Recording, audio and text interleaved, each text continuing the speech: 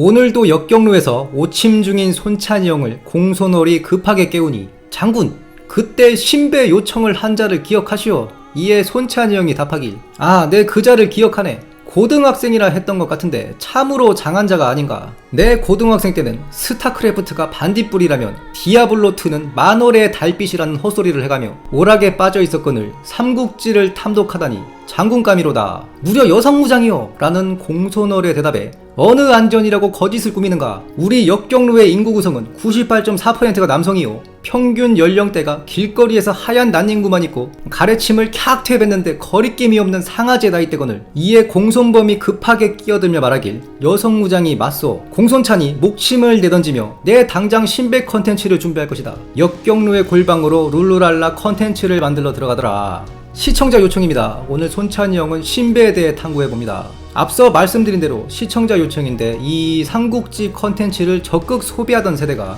사실 우리 30, 40대 아재들이 마지막이거든요. 삼국지의 나름 황금 세대라 할 수 있죠. 실제로 삼국지의 인기가 예전만치는 않습니다. 이런 시점에 젊은 분들이 유입된다는 건 마치 오래된 게임에 뉴비가 등장하는 느낌이랄까요. 상당히 반길만한 일입니다. 이에 시청자 요청이 좀 밀려있는데 우리 삼국지 꿈나무 시청자를 위해서 밀린 분들 양해 부탁드립니다. 심지어 최애 인물이 신배라 하니 신배하면 지조와 절개 아니겠습니까? 요청하신 시청자는 필시 양가집 교수일 것이다. 먼저 원소 쪽 인물을 탐구할 때는 당시 기주가 돌아가던 상황을 파악해야 되는데 곽가의 10승론 중 제8조 명승, 원소의 부하들은 권력을 두고 싸우며 참언하기 1순위나 조조의 부하들은 잘 통제되고 그 어떤 불필요한 참언도 통하지 않는다. 이게 그 배경이 있어요. 원가의 근거지는 기주가 아닌 연암일대입니다. 거기다 원술이 일찍이 한합윤을 하면서 원소가 자리 잡기엔 수도 아랫지방은 사실상 텄다 봐야죠. 연암 세력들이 원소한테 마음을 주는 건 나중에 원술이 죽고 원소가 조조에 대립하는 때입니다. 암튼 그래서 원소가 기주로 도망을 한 건데 기주에는 당시 전풍이나 저수 같은 호족 세력들이 있었어요. 바로 신배도 그중 하나입니다. 이 기주 호족들이랑 원소를 따라온 영천 중심의 세력 간 권력 다툼이 있는 데다가 후계 문제에서 또 합종 연행을 합니다. 봉기와 신배가 손잡고 곽도와 신평이 편먹고 개판이 되는 거죠. 필연적으로 참언이 끊이지 않을 수밖에 없는 구조다. 이 과정을 신배의 일생을 통해 자세하게 탐구해 보도록 하겠습니다. 신배의 자는 정남으로 기주 위군 음한현 출신입니다. 신배가 젊어서부터 절개가 있고 성격이 간계하여 위군 태수 진구가 군리로 등용하였다. 그 진구가 바로 그 진우의 부친, 즉 진등의 큰 할아버지 됩니다. 진구가 여기저기서 태수를 하는데 170년대에는 정의, 사공 등 중앙관직에 들어가고 그 영릉태수에서 위군태수로 옮겼을 때가 형주자사 도상이 형주 반란군들을 토벌한 이유거든요. 이 토벌이 164년에 시작해서 3년 뒤에 진압이 됩니다. 즉 진구가 위군태수로 부임한 게 160년대 후반, 여기에 당시 지방 호족의 자제들이 10대 후반에 보통 굴리로 들어간 사례가 꽤 있으니 개인적인 추정이지만 신배는 140년대 후반에서 150년 초반생일 것이다. 즉 원소보다 약간 나이가 많을 것이다. 한복이 기주목으로 부임하였으나 신배는 중용되지 못하다가 이 한복이 결국 원소의 압박을 못 이기고 자결하게 되죠. 이때 원소는 신배를 치중 및 별가종사를 명하고 후대합니다. 공손찬이 유우를 잘못 조졌다가 포위망에 나락을 가고 원소는 조조를 칠 궁리를 하는데요. 저수와 전풍은 물자면에서 우위이니 장기적으로 봐야 된다. 사실 이게 정론이죠. 조조의 근거지 연예주는 지정학적으로 포위당하기 딱 좋아요. 특히 유표 같은 경우에는 원소가 죽고 나서도 원담 원상한테 니들 제발 좀 싸우지 마라 말릴 정도로 좋은 동맹관계를 유지했었고, 마등 같은 경우도 계속 조조와 원소 사이를 저울질했었기 때문에 꼬실 수 있는 여지가 있었거든요. 거기다 손호하고도 국경을 맞댄 상태는 아니었으니까 장기적으로 보면 충분히 유리한 판을 짤 수 있었는데 원소는 속결을 원했습니다. 이에 신배와 곽도가 말하는 거죠. 병서에 따르면 10위 50이다. 즉 병력이 10배면 포위 가능하고 5배면 공격할 만하다. 형세가 손바닥을 뒤집는 것과 같다. 지금은 쉽지만 나중엔 힘들다. 이에 원소는 신배를 업에 남기고 친정하여 조조를 공격하게 됩니다. 그런데 문제가 이 와중에도 원소군은 앞서 말한 파벌 싸움이 있었어요. 저수가 실권하여 감군에서 축출되고 그 입지가 줄어들게 됩니다. 그래서 영천 출신 애들 중심으로 관도대전이 돌아가게 되는 겁니다. 기주 세력의 한 기둥이었던 전풍은 자신의 계책이 받아들여지지 않았는데도 관도에서의 실패 이후 죽음을 당하는데 말 그대로 애꿎게 모략당한 거죠.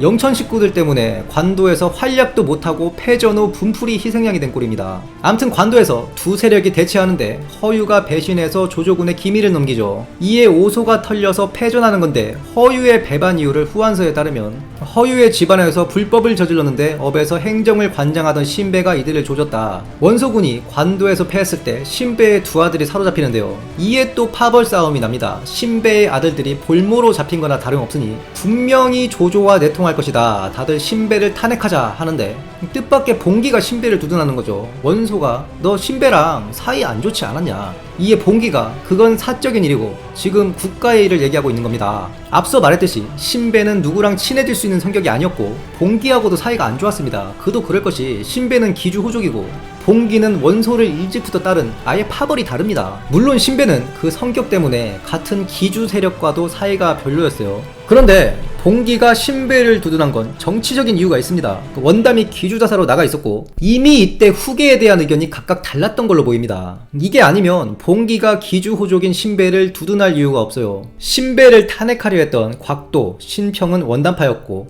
봉기랑 신배가 원상파라고 보시면 되고요. 당연히 봉기 입장에서는 신배가 날아가면 수세에 몰리게 됩니다. 이 일을 계기로 둘은 정치적 야합을 하게 되는 건데 보통 곽도와 신평 등의 영천 출신 애들이 원담을 밀게 되는 계기를 관도대전의 실패로 인한 영천파의 몰락으로 어쩔 수 없이 원담에 붙게 되었다 보는데 이건 좀 어폐가 있습니다. 후계 다툼은 그 이전부터 있었고 원담의 청주자사 임명권에서 당시 기주파 대표적 인물인 저수가 원담 청주자사 주면 안 됩니다. 후에 분명 근심이 됩니다. 원담이 이미 눈밖에 난 상황이었는데도 영천파들은 이를 반대 안 했어요. 서주 대학살 때 언급했었죠. 이 청주가 소금산지로 노른자 중에 노른자예요. 거기다 원담이 근거지로 삼은 평원은 업과 지척이기도 했죠. 참고로 조조가 조식을 평원우에 봉했을 때 조조의 후계 마음이 조식에게 기울어졌음을 잊고 수많은 자들이 조식에게 줄을 대게 된 겁니다. 평원은 그런 땅인 겁니다. 그런데 웬걸 원담이 공융을 치고 전에 와도 악종고투를 하며 청주의 자리를 잡아버립니다. 당연히 영천파들은 장자이면서 전공도 있는 원담을 밀 수밖에 없는 겁니다. 원소가 죽자 곽도 신평은 귀신같이 원담을 내세우는데 이때 원소가 후계에 대한 유언을 남기지 않고 죽었다 되어 있지만 실제로 유언을 했는지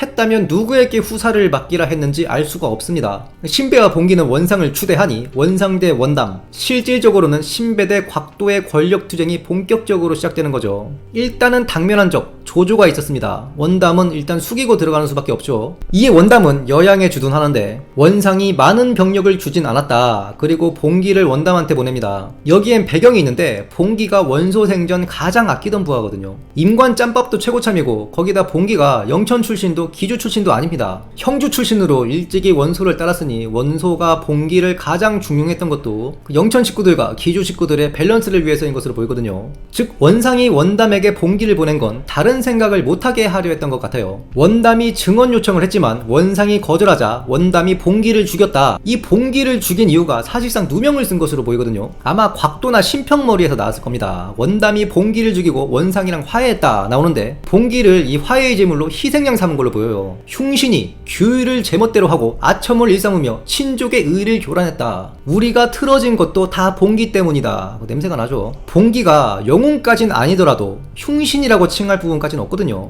조조가 공격을 하니 화해를 받아들인 원상이 직접 원담을 구원합니다. 이에 원담이 나한테 병사를 줘라. 지금 조조를 추격하면 이길 수 있다. 그러나 원상이 의심하여 원담을 지원하지 않았다. 원담이 대노하니 곽도와 신평이 이번에는 신배를 얘기하면서 님이 후계에서 밀린 게 다 신배 때문입니다. 봉기 때도 똑같이 얘기했겠죠. 이에 원담이 원상을 기습했지만 패하고 돌아갑니다. 원담이 왕수에게 묻기를 원상 저거 어떻게 조져야 되냐. 왕수가 왼팔과 오른팔이 싸우고 있는 꼴이다. 영신 몇 놈, 즉 곽도와 신평을 얘기하는 겁니다. 이들을 죽이면 다시 화해할 수 있다. 이게 바로 전술한 곽가의 10승론 8조인 겁니다. 지들끼리 참언하느라 정신없어요. 원담이 계속 싸우다가 안되니까 결국 조조한테 신평의 동생 신비를 보내 항복 의사를 타진합니다. 물론 이건 꿍꿍이가 있는 항복이었는데 조조는 일단 원담과 혼담을 넣으면서 회유합니다. 이에 신배가 원담한테 장문의 편지를 쓰는데 좋은 약은 입에 쓴 법이니 잘 들어봐라. 님은 옛날에 영특했는데 왜 이렇게 되신 거냐.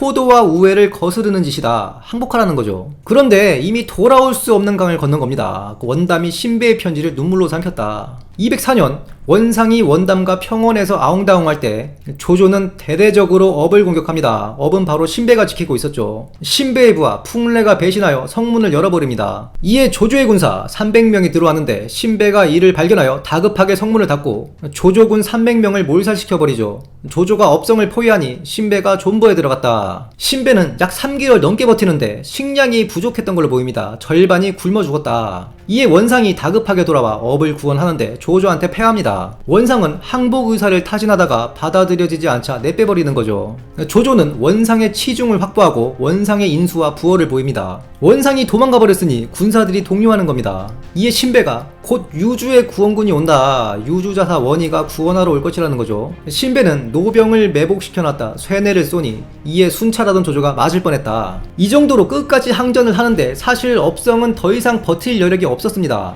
신배의 조카 신명이 영 좋지 못한 곳에 항복을 하는데 내통하여 성문을 열어버리니 신배는 이게 다 곽도 신평 때문이라며 업의 감옥에 갇힌 신평 일가를 모두 죽여버리고 싸우다가 생포됩니다. 이걸 알게 된 신비가 대노하여 붙잡힌 신배한테 채찍질을 하는 거죠. 이에 신배가 개자식아 니들 때문에 이 사단이 난 거다. 끌려온 신배한테 조조가 놀리는 거죠. 무슨 화살이 그렇게 많아서 그렇게 많이 쏘아대냐. 이에 신배가 오히려 부족했던 게 한이다.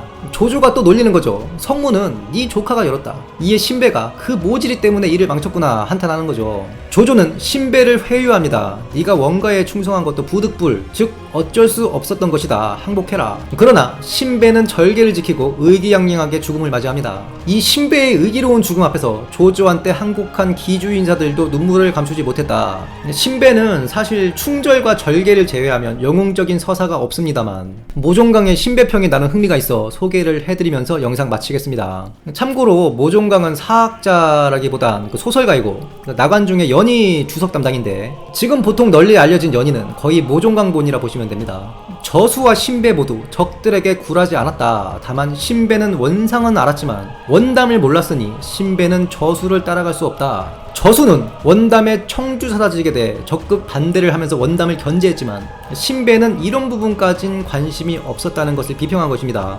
지금까지 기주의 충신 신배에 대해 탐구해보았습니다. 영상이 유익하셨다면 구독, 좋아요, 알림 설정 부탁드리며 다음 시간에도 풍성한 내용으로 찾아뵙겠습니다. 감사합니다.